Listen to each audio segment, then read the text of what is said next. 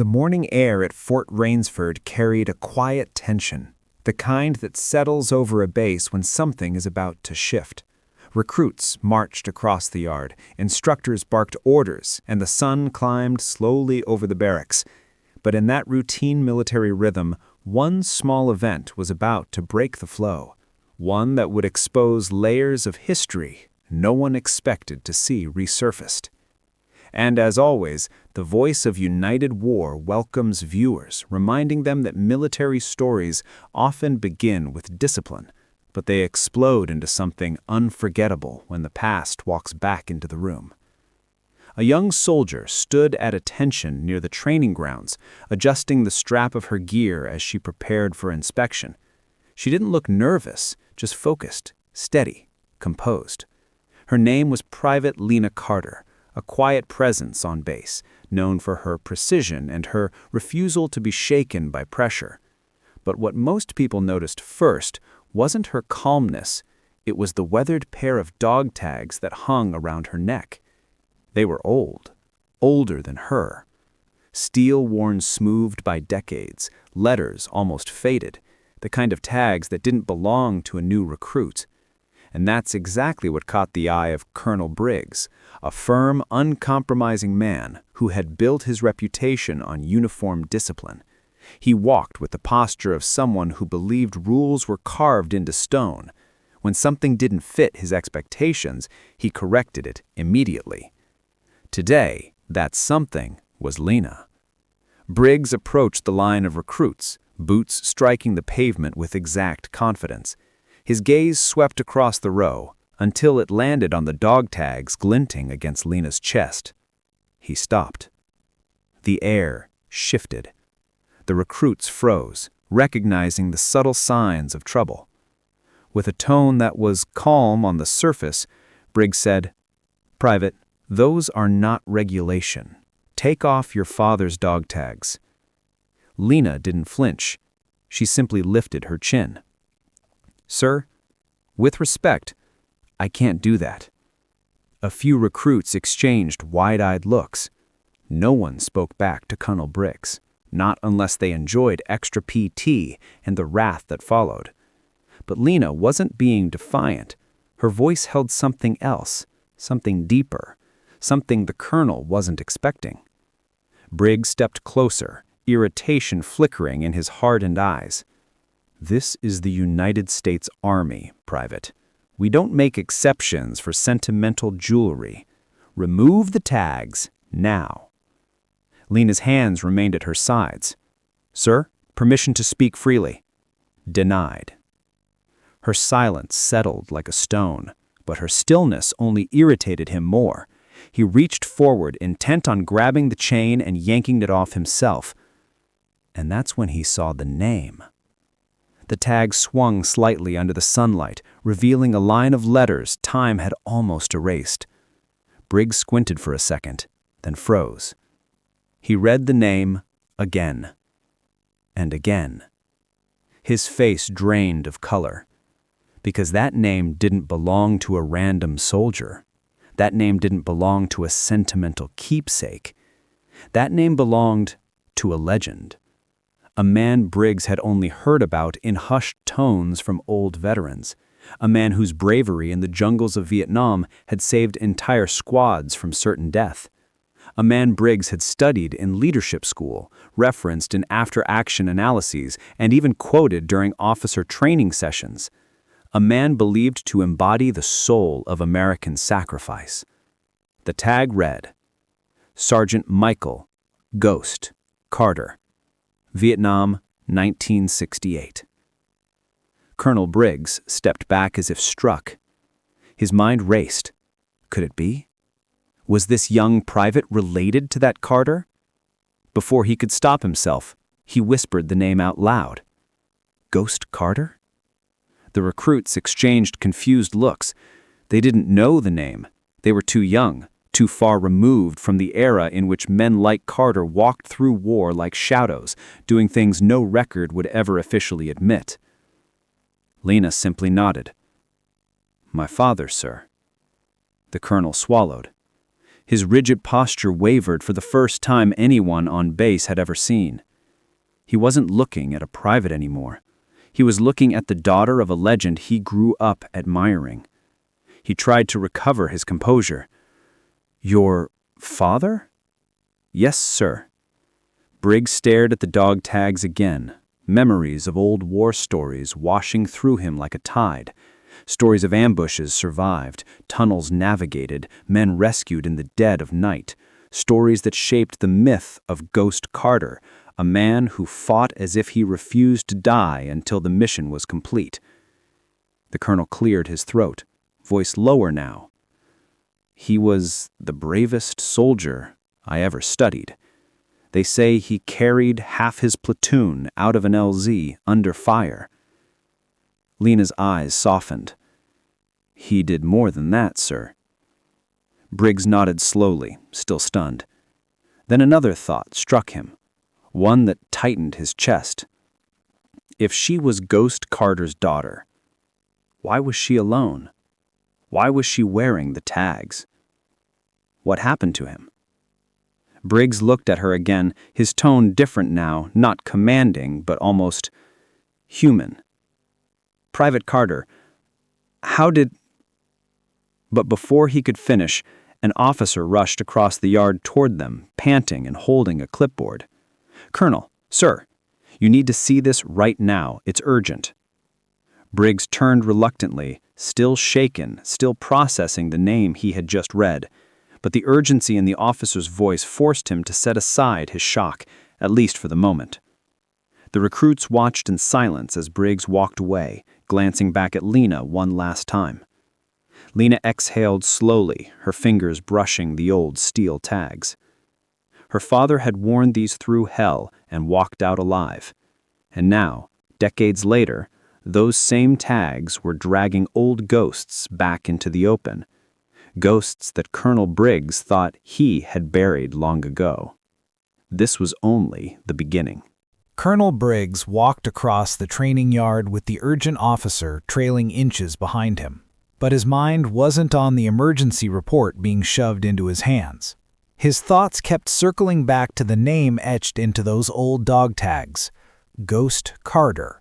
A name he had only spoken with reverence, a name that still carried weight in every military archive and in every veteran's memory. He paused outside the admin building, exhaling slowly, gripping the clipboard without actually reading it. The same question kept spinning in his head. What is his daughter doing here as a private?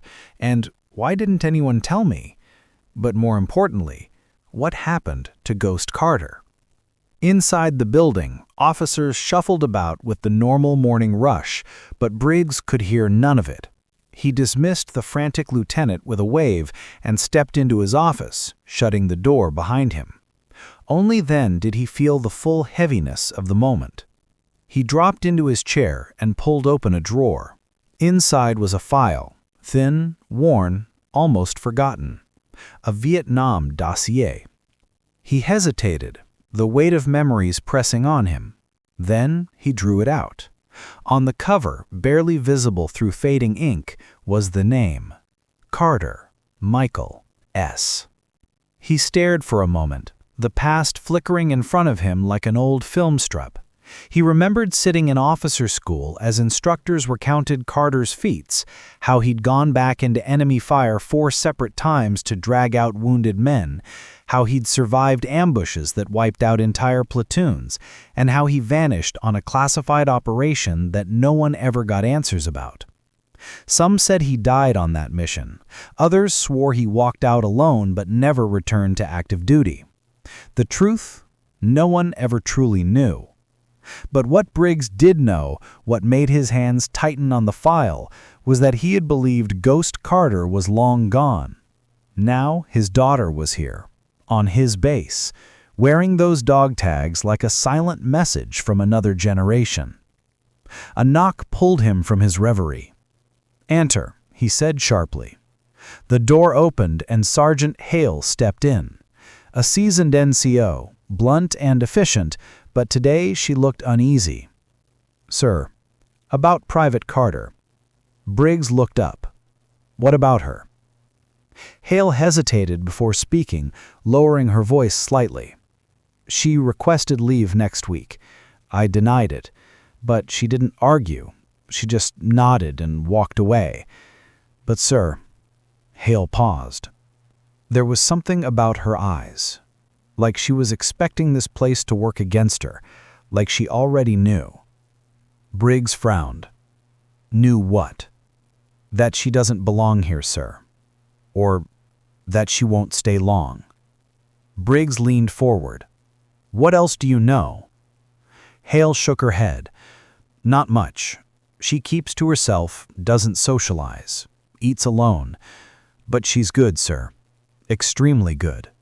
Faster than the others, shoots cleaner than our top marksman. It's like she doesn't even try. Briggs stared at her in silence. Because Lena Carter wasn't simply good. She was her father's blood, and Ghost Carter was not a man built for mediocrity. Dismissed, Briggs said quietly. When the sergeant left, Briggs stood abruptly, the confusion and curiosity twisting too tightly to ignore. He had to talk to her again, had to understand who she really was and why she was hiding here among recruits who didn't know her lineage or her legacy. He left the office and walked back toward the yard, but Lena was no longer with the recruits. He found her behind the weapons shed instead, seated alone on a wooden bench, elbows on her knees, staring at the ground.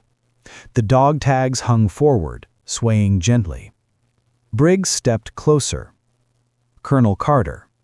She looked up slowly, expression unreadable. Sir. Briggs studied her for a long moment. There was something behind her eyes, strength, pain, a kind of resilience that wasn't learned. It was inherited. Why didn't you tell anyone who your father is? Lena blinked once. With respect, I didn't think it mattered. It does, Briggs said immediately. Men looked up to him. I looked up to him. She sighed softly, fingers curling around the tags. I know who he was, sir. I grew up hearing the stories. But the man in those stories is not the father I knew. Briggs tilted his head slightly. Explain. She stared at the bench between her boots, choosing her words. My father didn't talk about Vietnam, sir. Not once. He carried those memories like weights he never set down. He was strong, but quiet. Protective, but distant. He taught me everything about discipline, survival, honor. But he didn't teach me how to remember him without the war. Briggs swallowed. Lena continued, her voice quieter now. He died last year. Cancer. From exposure to chemicals they never admitted he worked around. I enlisted the next month. Briggs felt the ground shift beneath him. You enlisted to honor him? She shook her head. No, sir. I enlisted to finish something he started. Briggs narrowed his eyes slightly. Finish what? Lena didn't answer. Because she couldn't. Because the truth was locked behind classified doors that Briggs himself couldn't open. Their conversation was interrupted by a distant yell. Colonel, sir, you need to come to the range. Both turned toward the sound. A loud argument erupted near the practice lanes. A crowd had formed. Recruits were shouting. Something was happening. Something that dragged Briggs' attention instantly. He started jogging toward the noise. Lena followed. When they reached the firing range, the crowd parted enough for Briggs to see the source of the commotion. A drill instructor was red-faced, furious, shouting at a recruit. The recruit pointed accusatorily at Lena. She did it, sir. She made all our scores look like trash. She hit targets we didn't even see. Briggs turned toward Lena slowly, and that's when he saw the impossible. On the far end of the range, the paper targets, every single one, had perfect shots dead center. not an inch off. Some targets weren't even assigned for evaluation, placed far beyond standard trainee distance. But she hit them anyway. Clean, precise, almost casually. The recruits stared at her, a mixture of awe and anger simmering beneath their confusion. One recruit stepped forward, voice trembling with disbelief. "What are you? No one shoots like that." Lena stood still, calm, unbothered. "I shoot the way I was taught." Briggs's heart thudded. Taught by who? Ghost Carter, the man who could hit a moving target in the jungle at 300 yards during a monsoon. Briggs finally spoke, his voice tight. "Private Carter, there's something you're not telling me, and I intend to find out what it is." Lena looked at him with the same steady calm she showed earlier. "Sir, some stories aren't mine to tell." But he knew she was wrong, because the story she carried, the story behind the dog tags, behind the perfect shots, behind the reason she enlisted, was about to erupt into the open. And once it began, there would be no stopping it. The firing range fell into an unsettled silence. Recruits stared at Lena as if she were something pulled from a legend, or a threat they couldn't understand. Briggs motioned for the crowd to disperse, and slowly they backed away, whispering, stealing glances as though afraid she might shatter expectations again. Lena remained still, steady as a mountain, shoulders squared and eyes neutral. But inside, something flickered, not pride, not defiance, something closer to inevitability, as if she knew this moment was bound to come. Briggs stepped toward her, lowering his voice so only she could hear. "A performance like that doesn't happen by accident, and it doesn't fit the record you gave during enlistment." Lena didn't look away. "My record is accurate, sir." Briggs gave a slow shake of his head. "No, it's incomplete." He didn't wait for a response. He turned and motioned for her to follow. She did, silently, her boots crunching the gravel behind him. They walked past the training fields, past the barracks, toward a smaller administrative building few recruits ever entered. As they approached the door, Lena paused.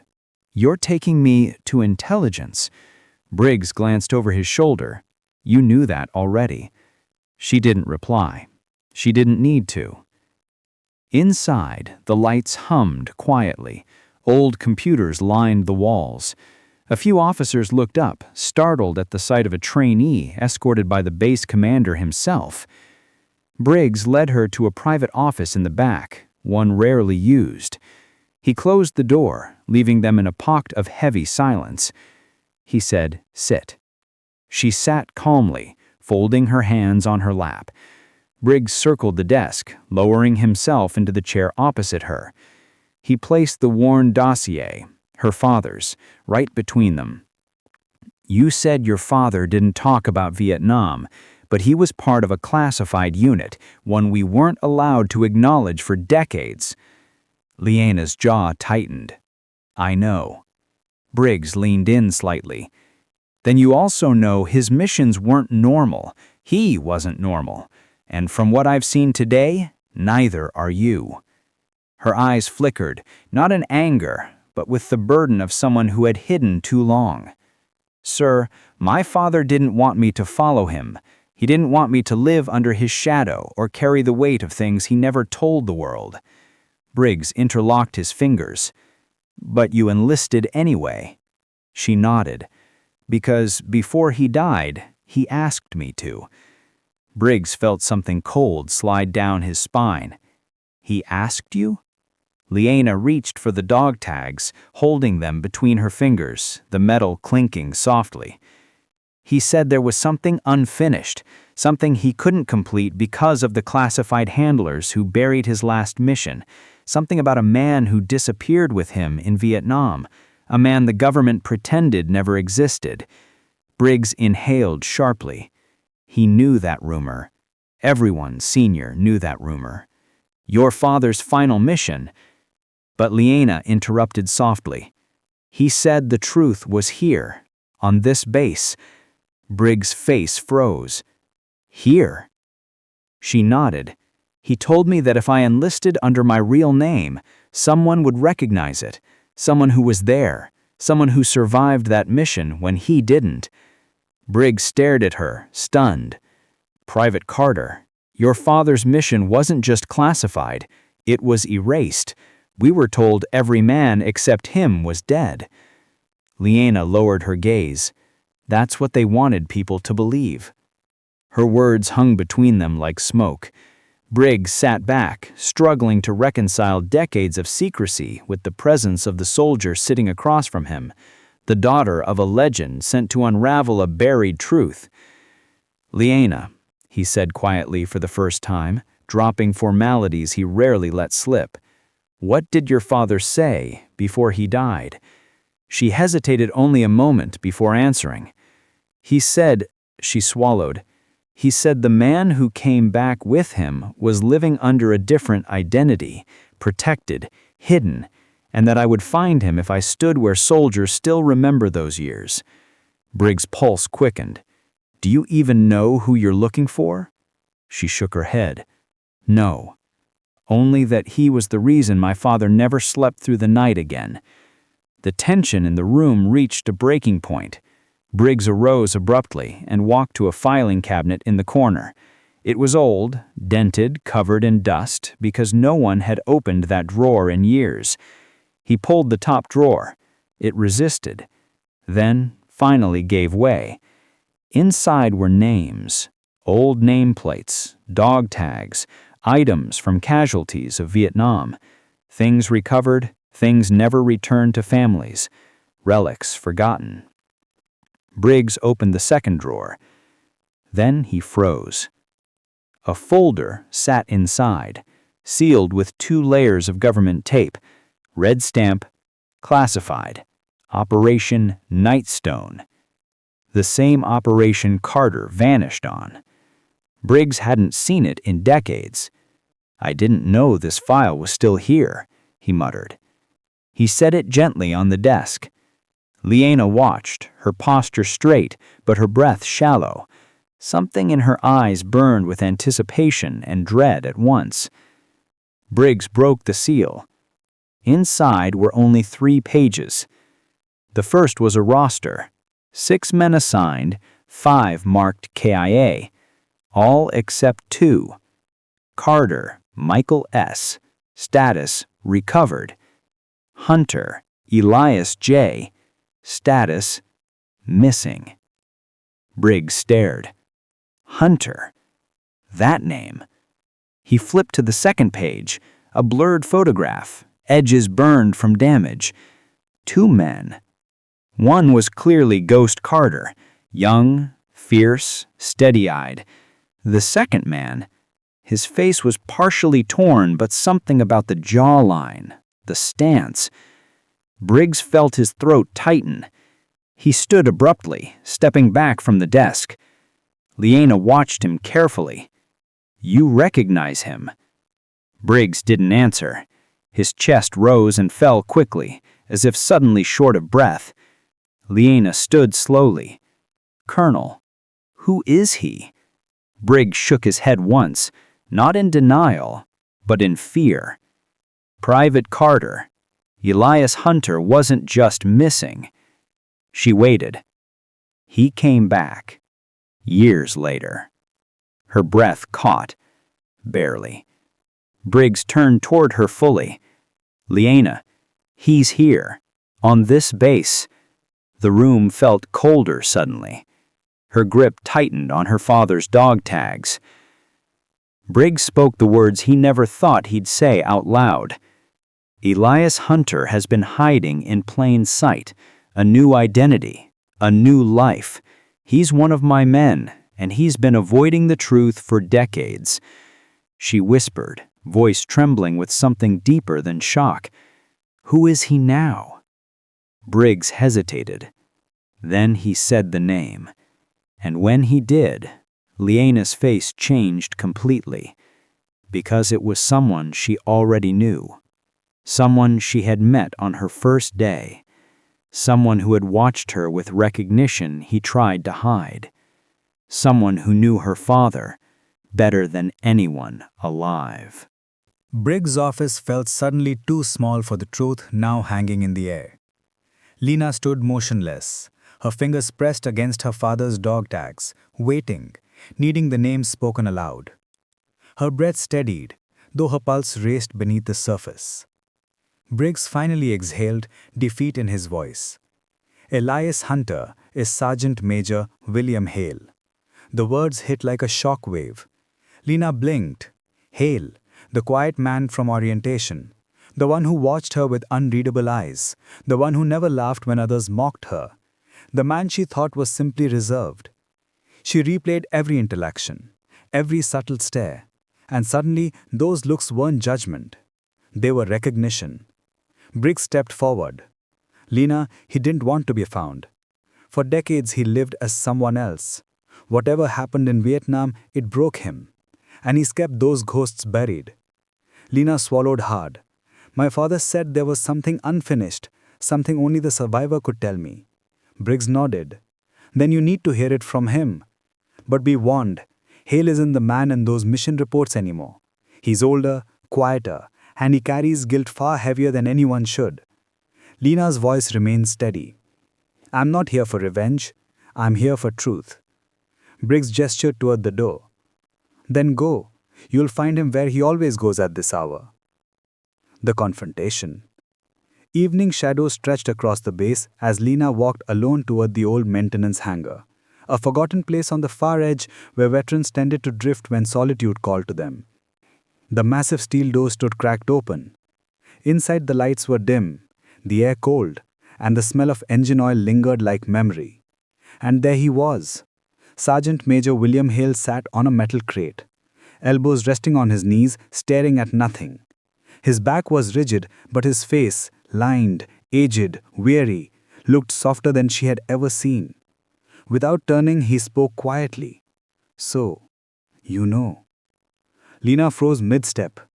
He had felt her presence. He had expected her. Slowly Hale stood, his movements heavy with years of burden.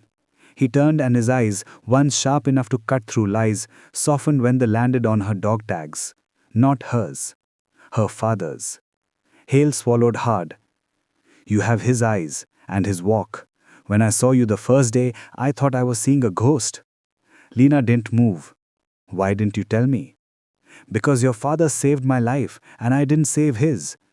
The weight of that admission, carried for decades, seemed to crush him all over again. Lena stepped closer, her voice calm and firm. You were the last person with him. Tell me what happened. Hale nodded once, slowly, like a man agreeing to reopen a wound. He motioned to a bench. They both sat. And Hale began. The truth of Operation Nightstone. We were deep in enemy territory, Hale said, staring at the floor as if the memories were etched into it. Your father led the team, 6 of us, strong men, brave. But things went wrong fast. Lena listened intently, her breath quiet. They ambushed us near a ravine. Carter pushed us into cover, returned fire, and... Hale paused, jaw tightening. He took a hit meant for me, but he didn't stop. He dragged me out, ordered the others to retreat. Lena could almost see it, her father, fierce, relentless even when bleeding. We made it to a cave system, but the extraction team never arrived. HQ said the area was too hot. We were alone. His voice faltered. Your father started losing blood. I begged him to leave me behind. He refused, said he wouldn't let another soldier die on his watch. Lena clenched her jaw, emotion pressing against her ribs. He carried me, Hale whispered. Miles, through enemy patrols, through hell. He saved me, but it cost him everything. Lena's throat tightened. My father died a hero, she said softly. Hale slowly shook his head. No, he didn't die there. Lena froze. What? Hale looked up, eyes shimmering, not with tears but with the tremor of a truth long buried. They captured him, not me. He pushed me over a ridge and stayed behind to draw them away. The last thing he said to me was, tell my daughter I am coming home. Silence. Painful. Suffocating silence. Lena pressed her hand to her mouth, her breath shaking. Hale let out a bitter exhale. I tried to go back for him. They stopped me. Command wrote off the mission. And when I finally escaped weeks later, I learned that he'd been listed as KIA. Lena whispered, "But he wasn't." Hale nodded, tears finally breaking free. They tortured him for intel he didn't have. When they released what was left of him, he made it back to the perimeter, crawled back, and he died in my arms. Lena closed her eyes, letting the truth wash over her. Painful, raw, but real. Hale wiped his trembling hands against his uniform. I changed my identity because I couldn't bear the guilt. I couldn't face the family of the man who saved me. But when I saw you, he looked at her with guilt and awe mixed together. I knew this moment would come.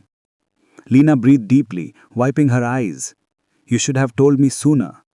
I know, Hale nodded. But you deserve to hear the truth when you were strong enough to carry it. You're your father's daughter, Lena. He'd be proud of you. For the first time since arriving at the base, Lena let herself soften. Not break, not crumble, just soften. She stood, stepped close and placed her father's dog tags into Hale's hand. He stared at them confused. Lena said quietly, "He carried you when you couldn't walk. Now you carry this truth with me, not alone." Hale's chest tightened, emotion shaking him harder than any battlefield ever had. Lena took a step back. "My father didn't die saving you. He lived to get you home." Hale closed his eyes, letting her words set him free. The legacy continues. Lena turned to leave, but Hale spoke again, voice steadier now. "Private Carter, you're not just another soldier on this base. With your skills and your father's name, you belong somewhere far greater." Lena studied him. "Where?" Hale squared his shoulders, the old commander within him resurfacing for the first time in years. "With me, with the special operations group your father once led." Lena held his gaze, something fierce sparking behind her eyes. "Then let's finish what he started." Hale nodded, tears drying. "For Michael Carter, for my father." They exited the hangar together, not as broken pasts, but as the beginning of a new legacy. The ghost of Vietnam would no longer haunt the base. It walked beside them now.